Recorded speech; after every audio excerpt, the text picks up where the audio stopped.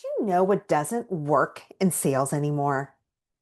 Pushy salespeople.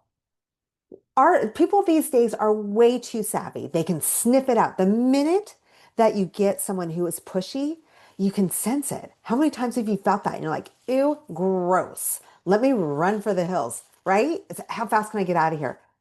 Instead, what works better is actually being authentic and really listening to what the client is telling you they need.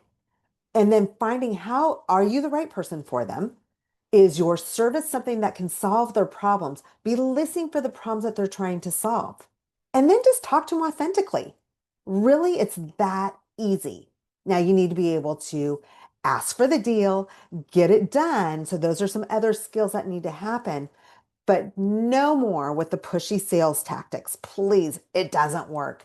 And instead, just get real with your clients. Be real, be authentic, and truly, truly listen, and then try to solve their problems. It's true, it's that simple.